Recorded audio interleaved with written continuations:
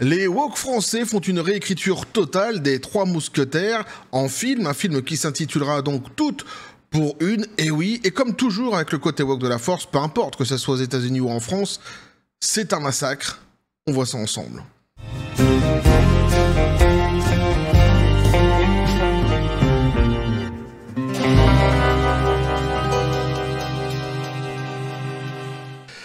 C'est un massacre total. J'ai pas d'autre adjectif, je t'assure. J'aurais pu dire que c'est une grosse bouse, mais j'ai bien l'impression qu'on est au-delà de ça. On va le voir ensemble justement en visionnant quelques passages de cette bande-annonce magnifique de ce film extraordinaire. C'est horrible, c'est tellement horrible que ça en devient presque risible. Petit café les copains. Enfin, je sais pas si tu vas te marrer longtemps quand tu verras le projet et que tu comprendras que c'est payé avec ton pognon. Ouais, c'est avec notre argent, c'est l'argent public, ça les copains. Ah, c'est magnifique tout de même. Alors moi, la dernière apparition des Mousquetaires qui m'avait bien plu dans une production, dans un film, c'était dans une production du passé. Le type va te sortir un film des années 40, non, pas du tout. Pas si loin que ça tout de même. L'homme au masque de fer avec DiCaprio et justement... Gérard Depardieu qui jouait l'un des mousquetaires, hein, évidemment donc les trois mousquetaires, ou plutôt les quatre mousquetaires, Athos, Porthos, Aramis et D'Artagnan, évidemment. Là, je les avais trouvés vraiment bien, vraiment badass. Et si, comme moi, tu les avais bien aimés dans ce film-ci, hein, l'homme au masque de fer, eh bien, oublie-les, hein, t'es sur un autre projet ici, t'es sur quelque chose d'autre, t'es sur le côté woke de la force, sur une réécriture, évidemment, façon woke, donc, hein, c'est ridicule, c'est nul, c'est moche, tu vas voir. Alors d'abord, t'oublies le fait que ce soit des hommes, hein, ce ne sont pas des hommes, les mousquetaires, ce sont des femmes, oui, et des femmes qui, en plus, portent la barbe pour se faire passer pour des hommes. Et là, tu te dis, mais alors pourquoi ils n'ont pas fait jouer des hommes directement? Eh, mais c'est le côté woke de la force, tu vois, c'est les boîtes magiques, c'est la Quality Street. C'est pas ça, ici c'est exactement ça. Ah, je crois que j'ai trouvé le truc, on est sur la Quality Street. Je vais t'expliquer pourquoi après. D'abord, on va regarder ensemble, bah déjà le début en fait, on va se taper les toutes premières images, tu vas comprendre directement dans quoi tu mets les pieds. Et alors déjà, tu vois cette image-ci, là ce que tu vois, ce sont les mousquetaires. En file indienne, comme ça, tu vois. Hein, mais ce sont les mousquetaires. Si. Mais attends, t'as pas tout vu. C'est parti, accroche-toi.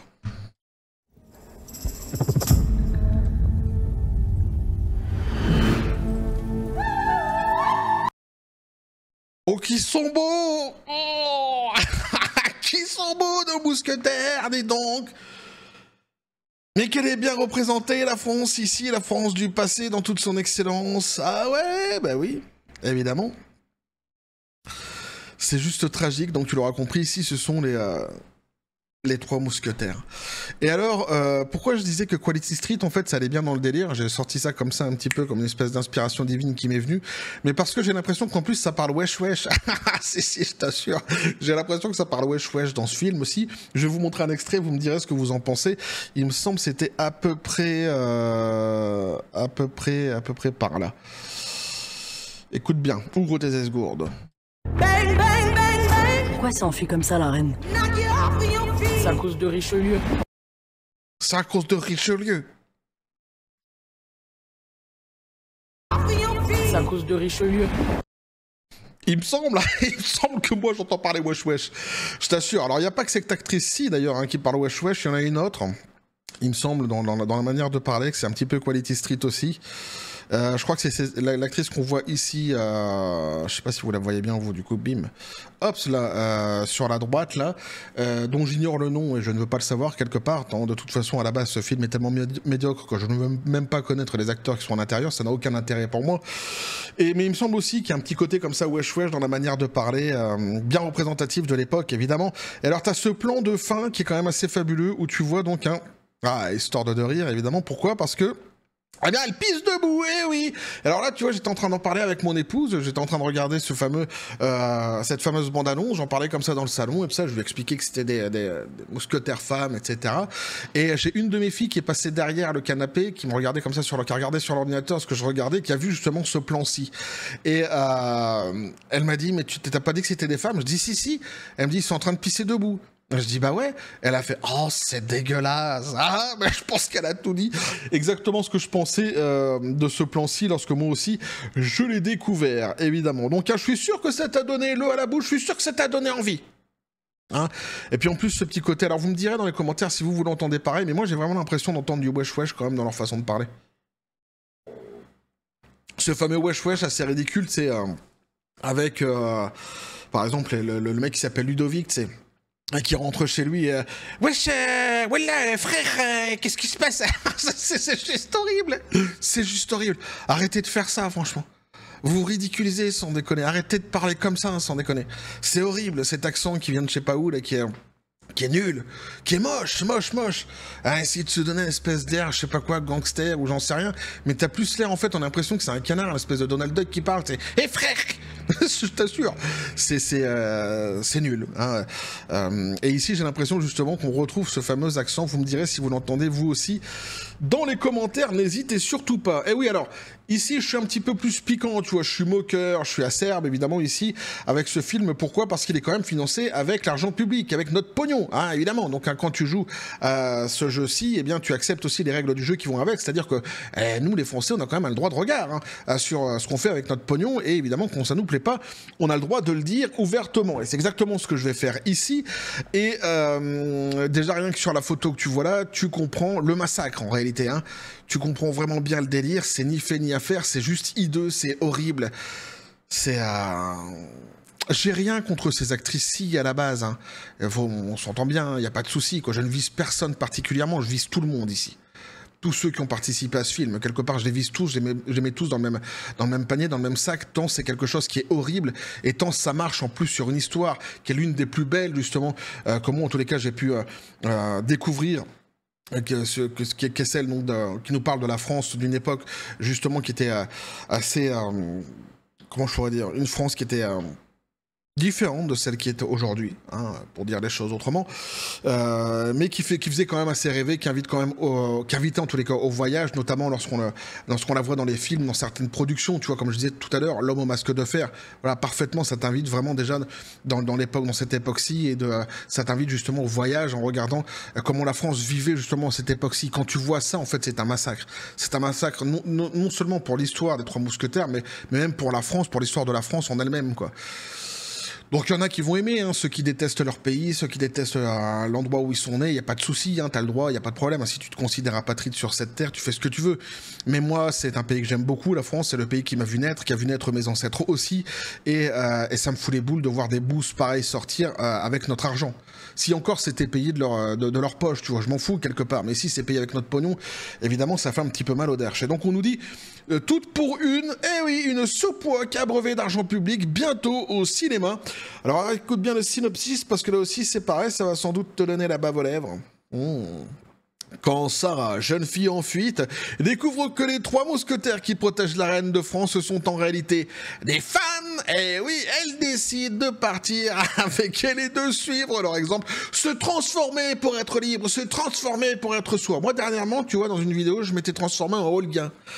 Avec cette petite coupe de cheveux que je trouve quand même assez sympathique. Je l'ai nommé la coupe Olga. D'ailleurs, on ne va pas chez le coiffeur, comme j'ai dit la dernière fois, pour demander la coupe Olga. Elle ne vit que sur cette chaîne-ci. Le coiffeur ne comprendra pas ce que tu lui demandes. Mais tu vois, pour autant, ça m'a pas transcendé. Hein. J'ai pas eu l'impression d'être plus moi, tu vois. Mais c'est pareil, j'ai pas la fibre, j'ai pas les sensibilités modernes. J'ai pas, c'est un truc qui ne vit pas en moi. Tu as le côté woke de la force. Et tant mieux d'ailleurs. Eh ouais. Donc on nous dit ici, voici le synopsis du film Toute pour une, dont la sortie est prévue en salle le 22 janvier prochain en seulement 43 mots. Ce résumé laisse entrevoir donc le supplice cinématographique que va être ce long métrage. Tous les ingrédients du film inregardable sont réunis, à commencer par la relecture et non l'adaptation donc d'une œuvre littéraire, relecture évidemment féminine, peut-être même féministe, en tous les cas ce qui est certain on nous dit ici est woke. Alors, les woke ont un féminisme tout à fait particulier, hein. Faut bien s'entendre là-dessus, c'est-à-dire qu'ils ont un féminisme qui tend surtout à effacer la femme, régulièrement. C'est-à-dire ils se battent, par exemple, pour que, dans les compétitions sportives, les hommes qui se considèrent comme des femmes puissent y participer, ce faisant broyer complètement, en fait, les carrières des femmes qui, elles, vont se retrouver, en fait, confrontées à des hommes et qui vont sans doute perdre les médailles qu'elles auraient pu, justement, glaner, mais davantage, hein, ils sont aussi pour les toilettes mixtes, etc. J'avais déjà dit dans de précédentes vidéos, donc, hein, ce qui est marrant, c'est qu'ils ont une façon de voir quand même le féminisme tout à fait, d'une manière tout à fait particulière. Hein. Quand tu regardes en fait dans les faits, c'est l'effacement de la femme plus souvent qu'autre chose. J'ai le côté woke de la force, évidemment. Donc je sais pas, je pense qu'on peut dire woke, mais féministe, je suis pas sûr.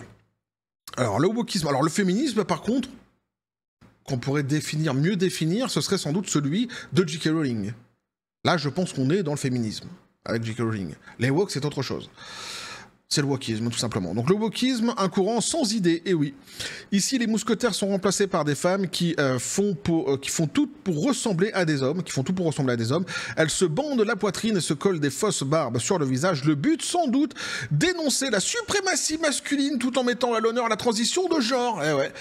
Alors, du grand classique au wokistan, à ce monde qui veut casser les codes et déconstruire la société, serait-il devenu sans imagination et conformiste, en tous les cas, sans surprise?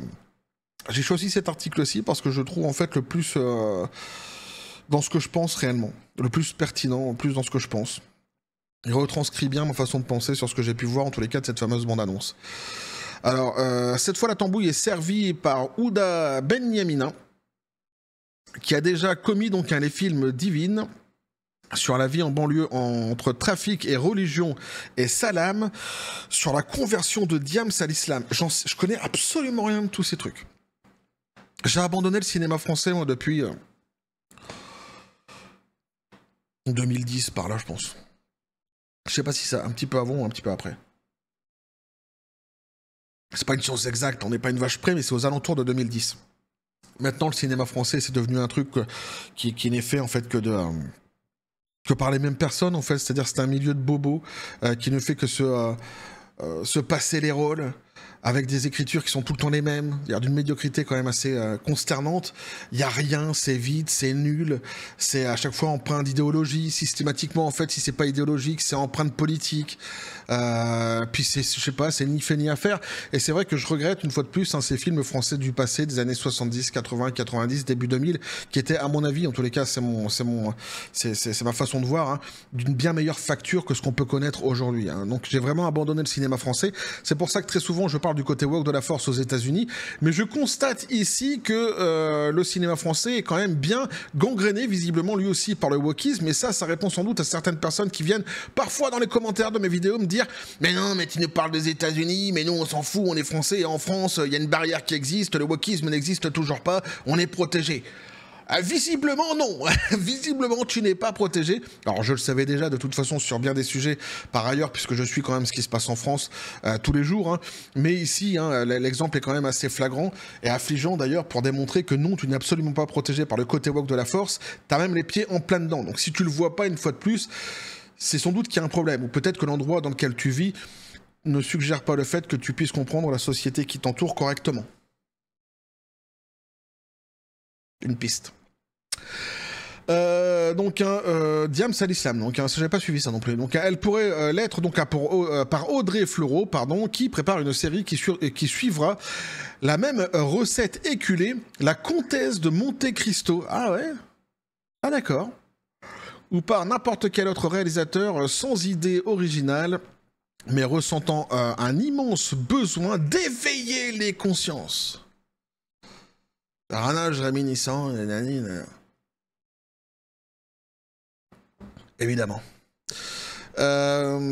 Toute pour une est un énième film français, un message, un énième long métrage donneur de leçons, une énième production financée par l'argent public, car si la bien-pensance peut ainsi s'afficher sur grand écran, c'est en grande partie grâce au CNC, Centre National du Cinéma et de l'Image Animée, et à France Télévisions, des entités étatiques. Donc en 2023, le CNC a distribué 715,8 millions d'euros, dont 311 millions d'euros au cinéma et 277 millions d'euros pour l'audiovisuel.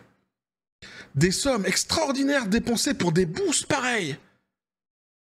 Quand les Français ont de plus en plus de mal à boucler les fins de mois. C'est même plus les fins de mois qui bouclent plus d'ailleurs, c'est la moitié du mois maintenant.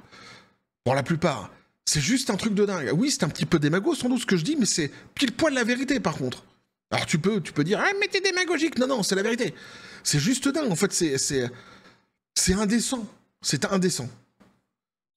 De leur côté, donc, France 2 Cinéma et France 3 Cinéma versent au monde du grand écran près de 60 millions chaque année. Mais pas sans argent. À ces deux principaux sponsors s'ajoutent également les aides versées par les régions un crédit d'impôt spécial pour le cinéma qui permet à une société de production sous certaines conditions de déduire de son imposition certaines dépenses de production, dépenses dites éligibles, dans la limite d'un plafond de 30 millions d'euros par film. Les fonds en tout genre, comme celui dit Image de la diversité, donc qui a pour mission de soutenir des œuvres tirant de la diversité de la population et de l'égalité des chances, contribuant à donner une représentation plus fidèle de la réalité française et de ses composantes et à écrire une histoire commune. Je suis en train d'halluciner en fait. Je suis en train de découvrir que ces gens-là, en réalité, s'ils arrivent à leur fin, c'est qu'il y a tout qui est mis en place pour qu'ils puissent y arriver. Alors que toi, quand tu veux juste réussir à faire quelque chose, parfois entreprendre, ne serait-ce qu'avoir un prêt dans ta vie pour t'acheter une baraque ou en plus à crédit, tu vois, tu galères comme un enfoiré, tu vois. Les aides, par contre, là, l'État te connaît pas, tu vois, l'État ne te reconnaît pas. Mais ces gens-ci, pour nous produire les boosts qu'ils font ici, en fait, il y a toute une machine qui est mise en place, qui de toute façon, en fait, les favorise grandement dans leur projet. C'est juste génial en réalité. J'en étais où donc? À écrire une histoire commune à l'ensemble de la population française autour des valeurs de la République et bien d'autres encore. Les valeurs de la République. Tu vois, mais si tu arrives à un moment donné où les valeurs de la République c'est ça, t'as presque envie de dire, bon, en fait, qui a défini les valeurs de cette fameuse République? Est-ce qu'on peut en discuter ensemble? Parce que là, c'est... Quand on nous dit, par exemple, que ça représente pile poil la société française actuelle, je ne pense pas. Je pense pas que le wokisme en soi représente l'intégralité de la population française. Je pense que ça représente même une infime partie, un infime pourcentage de sans doute quelques tarés, ne doivent pas être très nombreux d'ailleurs, même en France, si on comptabilise réellement, qui sont justement derrière cette idéologie. Ça ne représente que eux en réalité, c'est-à-dire que ça fait fi de la majorité en vrai. Des millions d'euros qui partent donc dans des bobines trustant les dernières places des classements box-office, donc alors que la France est dans une situation économique critique et cherche par tous les moyens à comment trouver de l'argent. Pauvre France, pauvre Dumas, pauvre cinéma. Donc voilà ce que je peux vous dire ici, voilà ce que pouvez nous dire ici l'article sur cette fameuse production, vous l'aurez compris, des fameux 3 mousquetaires rebaptisés ici, un tout pour une. Je suis sûr que je t'ai donné envie d'aller regarder cette bouse au cinéma. Moi, ce qui est certain, c'est que je n'irai pas la voir, ni de près ni de loin, même si elle sortait comme ça, je sais pas, sur un support numérique quelconque et qui serait gratuit, c'est certain, ce sera sans moi. C'est juste, en fait, c'est une catastrophe. C'est une catastrophe déjà pour le cinéma français, ça c'est une certitude. C'est une catastrophe pour tout ce pognon qui est déversé quand tu vois justement la manière actuellement dont les Français survivent dans leur propre pays. C'est juste un truc de dingue et c'est indécent, comme je l'ai dit. C'est vraiment, en fait, c'est se foutre de la gueule des Français, c'est se foutre de la gueule du monde. Et c'est marrant parce que tu vois, ici typiquement, ils parlent d'une époque justement où les Français à un moment donné en ont eu marre qu'on se foute de leur gueule et qu'on leur crache comme ça au visage de l'argent que eux n'avaient pas pour justement tous ces riches qui faisaient absolument tout ce qu'ils voulaient et qui faisaient d'ailleurs surtout n'importe quoi. Et ici en fait, quelque part c'est marrant parce qu'ils nous parlent justement de cette époque-ci, mais tout en faisant exactement la même chose que faisaient ces fameux bourgeois, ces fameux riches du passé et qui crachaient comme ça à la gueule des Français chaque jour la fortune qu'ils avaient et qu'ils dépensaient à tort et à tort. J'allais dire à tort et à raison, non, à tort et à tort. La plupart du temps, en tous les cas. Donc c'est juste, en fait, c'est assez édifiant, c'est affligeant. Comme j'ai dit, c'est un massacre. J'ai pas d'autres mots pour ce qu'on a pu voir ensemble, justement, de cette fameuse bande-annonce. Et bon, pour une fois, je parle du cinéma français. Je tenais tout de même à le faire parce qu'ici on est vraiment sur quelque chose d'assez extraordinaire qui est vraiment représentatif de toute cette folie bobo du wokisme en France qui est affligeant, quoi. C'est juste affligeant. Voilà. Et comme j'ai dit, pour moi c'est un massacre. J'avais dit une bouse, même si je pouvais dire une bouse, je pense que c'est en dessous de la vérité. Et sincèrement, je le pense encore, même en ayant fini de lire cet article aussi avec vous et d'avoir vu justement la bande-annonce intégralement. Je pense qu'on est bien au-delà de la bouse. On est vraiment sur un gros massacre de cette histoire des 3 mousquetaires. Si belle histoire en plus, l'histoire des 3 mousquetaires. Et précisément d'ailleurs celle d'Artagnan, plutôt devrais-je dire. Mais dites-moi d'ailleurs même dans les commentaires concernant le Wesh Wesh si vous aussi vous l'avez deviné comme ça, si vous l'avez entendu en écoutant cette annonce ou si ce n'est que moi. Mais enfin moi je l'entends bien, franchement j'ai vraiment bien l'impression d'entendre ce fameux Wesh Wesh qui est en plus qui est assez ridicule quoi.